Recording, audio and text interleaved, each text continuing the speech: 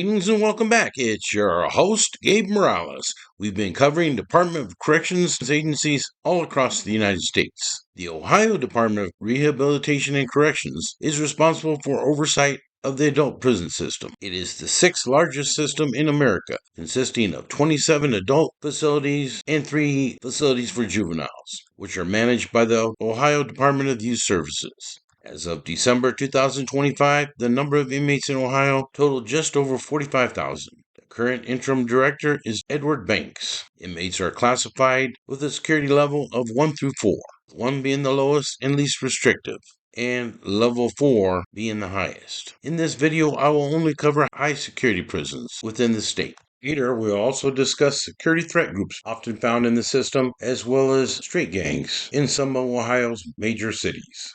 The Ohio State Penitentiary, located in Youngstown, has single-man cells, 24/7 armed supervision. It has a razor wire perimeter fencing with electronic detention systems, and a total capacity of 504 inmates. The Allen Oakwood Correctional Institution is located in Lima, Ohio. It has double bunk cells with very strict rules and advanced surveillance. It has a capacity of 1,628. The Lebanon Correctional Facility, located in that city, has a high perimeter fencing and armed staff as well to control inmate movement. It has a capacity of 2,465.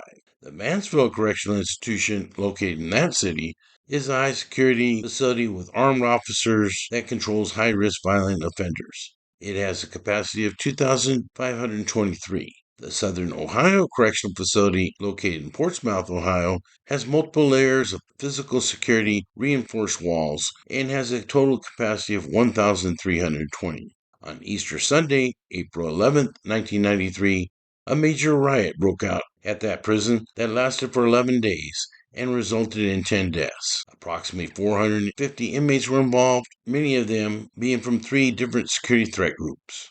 9 inmates and 1 correctional officer were killed in that incident.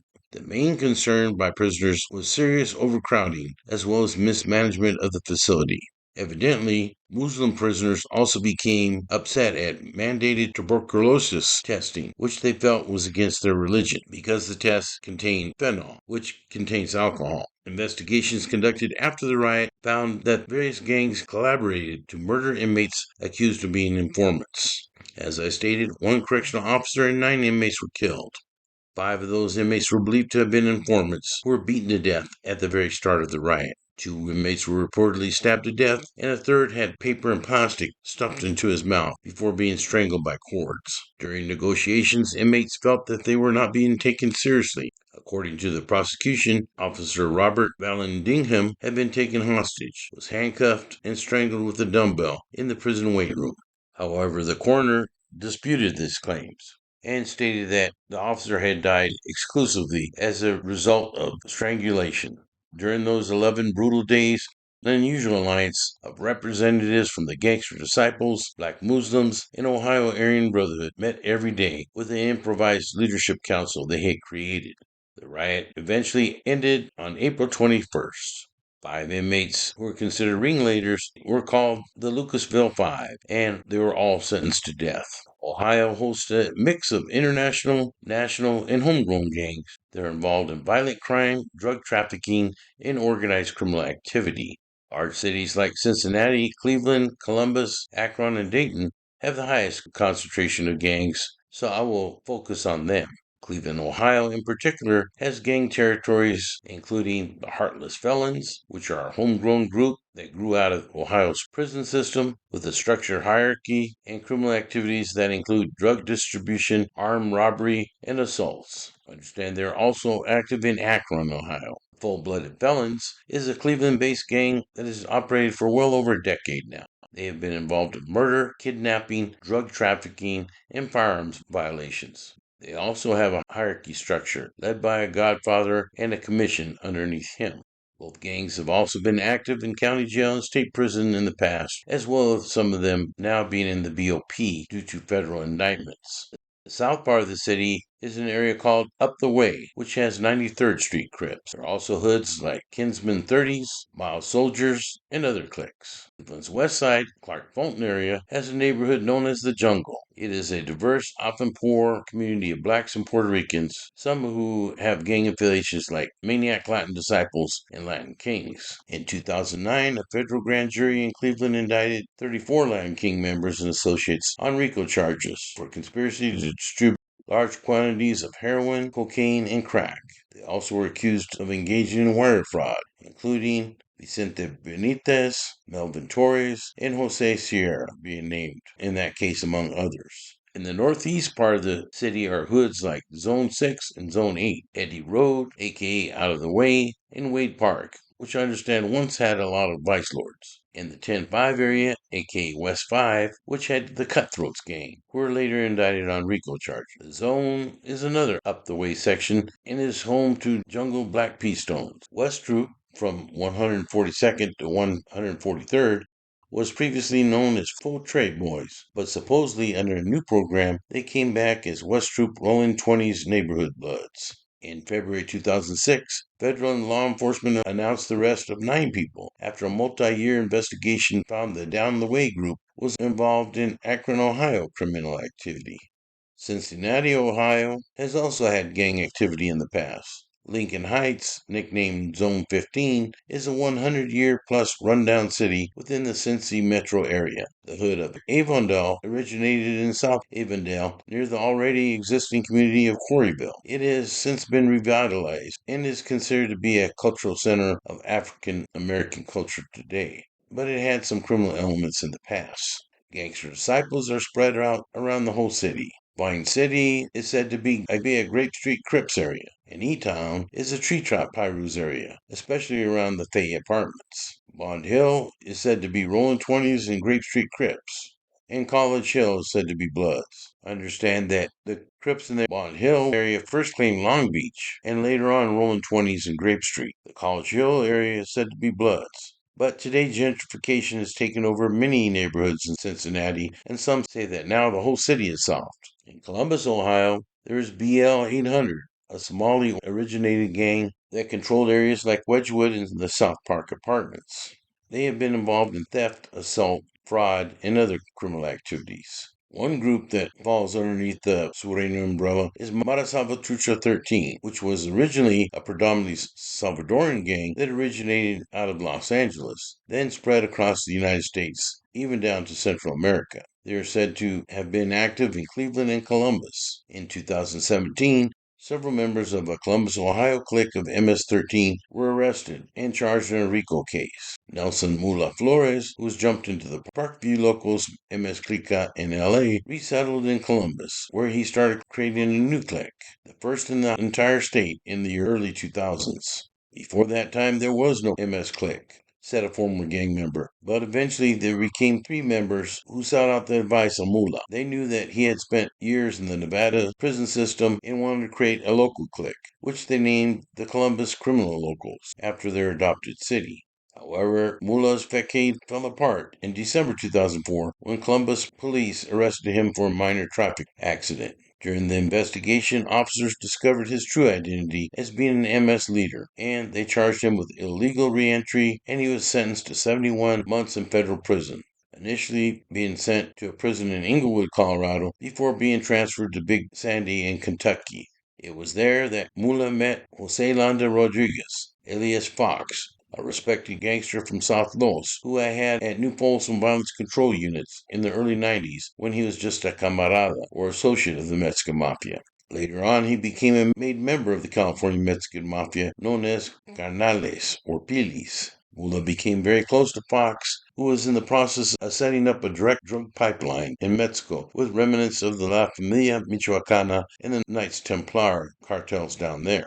After completing his sentence in Big Sandy 2011, Mula was deported to El Salvador, but soon migrated up north, as many MS do. With Fox's assistance, Mula made strong connections in Tijuana, Mexico, where he is said to have operated or controlled several legitimate businesses, specifically a couple of taxis and a few Tecate 6 convenience stores. Like during his time in Ohio, Flores kept his original MS clique tightly run, And he also made sure to send money back to Parkview locals, leaders back in Los Angeles, to remain in good standing. According to a U.S. indictment, on March 5, 2018, Flores was arrested in Tijuana at one of his stores. It was at that time that he was accused of conspiracy in the Southern District of Ohio for his earlier activities. U.S. authorities awaited Flores' extradition to stand trial, but that day never came. According to Salvadorian intelligence reports, he was detained in Mexico for only 11 days before being sent to El Salvador in March 2018, despite not having any pending criminal charges there. His swift deportation raised many red flags. Some of his fellow gang members believed that he had bribed Mexican authorities to avoid being sent to the U.S. Finally, he was handed over to the FBI at the San Isidro port of entry. He pled guilty and was sentenced to 5 years in prison in June 2021. He was scheduled to be released in September 2024. However, the Southern District of California indicted him for methamphetamine trafficking during his time down in Tijuana. In August 2023, Mula was sentenced in federal court to 210 months in prison for trafficking large quantities of methamphetamine into the United States. He is now incarcerated at the Florence ADX Max and does not have a release date until August 2038. Sur 13, or Sureños 13, is an umbrella group that originated out of Southern California. Some of them are said to be active in Springfield and Dayton and are involved in violent crimes as well as drug trafficking and extortion. Most of the gangs in Dayton, Ohio, are based on the city's west side. These include Westwood, which I understand has some rolling 60s Crip activity, and the rundown Five Oaks Hood. Toledo, Ohio has homegrown gangs, like the Gear Gang Crips, who have multiple subsets and are aligned with Fernwood. There are the Buck Street Gangsters, 800 Tecumseh Street Gangsters, Jackson Street Gangsters, Prospect Avenue Bloods, 2400 Lawrence Blood Villains, Maplewood 2600 Bloods, the Ville 2300 Crips, an area which is also said to have some Latin counts, and the Jug Team were said to be Hispanic Crips who beefed with Mexicans from the South area. The T's are Bloods around the Birmingham Terrace area. Manor Boys are located around Sherman Street and are Bloods. The Cherrywoods area on the southeast used to be Bloods and Crips, but I understand later on became strictly Crips. Supposedly there are some East Coast Crips in the city, but I do not know if they have any LA ties. The Little Heads Bloods claim a fairly large area below Prospect Avenue and above Dorr Street, with a strip of Rock Squad running along Belmont Avenue. East of the 75 freeway and to the north are X-Block Crips, who are said to have connection to the Rolling 30s Harlem Crips. And there are said to be some Mara Salvatrucha located just east of them. Just southeast of that is a larger Northside Blood set. The Beehive is below West Central Avenue. Below that are the Kent Heads. There's also the South End Barrio, which has some Mexican hoodlums and cliques like Los Locos and Los Cholos, who may beef against each other, even though some of them are related by family. There are some Southside folk around their turf. Like in much of the United States, much of the drugs that flow into Ohio come from Mexican drug cartels. The Ohio Aryan Brotherhood is a long-standing white supremacist prison gang based inside that state's prison system. Despite its name, it is an independent group and has no connections to the original California Aryan Brotherhood, which also has members in federal prison. Ohio Aryan Brotherhood members use a variety of different symbols. Some of them may be odinous. As stated earlier, the AB of Ohio participated in the deadly 1993 Lucasville Riot. On April 25, 1996, at the Madison Correctional Institution in Ohio, a young African American inmate was attacked and murdered by a group of 6 white prisoners belonging to the Ohio AB. Evidently, the motive behind the attack was due to their displeasure with some African American prisoners. 5 of those 6 were convicted and given life sentences for that murder, while the ringleader of the attack, John Stojets, was found guilty of aggravated murder and sentenced to death. He is still scheduled to be executed in May of 2027. Last year, in 2025, the FBI arrested Ohio AB enforcer Blake Austin Meyer after a string of violent incidents. They also have been investigating him for firearms violations, which, as a convicted felon, he was not allowed to possess. The Outlaws Motorcycle Club is a 1% biker gang, as law enforcement calls them, who have a strong presence in Ohio. Today, the Outlaws MC are active in Dayton, Akron, Sandusky, and Middletown. Some of their members have engaged in drug manufacturing, specifically methamphetamine, extortion, and violent retaliation against rivals in the past. In my last video, I mentioned that the Devil's Disciples were big in the state of Michigan, and they have been active in Ohio since 1970. I forgot to mention that the Devil's Disciples were actually started in Fontana, Southern California, in 1967, and aligned with the Hells Angels, as well as the Highwaymen out of Michigan. They have been traditional rivals of the Outlaws and their associated club, the Black Pistons. Like many other outlaw motorcycle gangs, they were big into meth, as well as stolen motorcycles and motorcycle parts. They're also involved in a deadly string of murders, often of former members who were believed to be informants or refused to turn over their bikes, which are considered to be club property. The Hells Angels have an established presence with chapters in Akron, Cleveland, Lake County, and Portage County.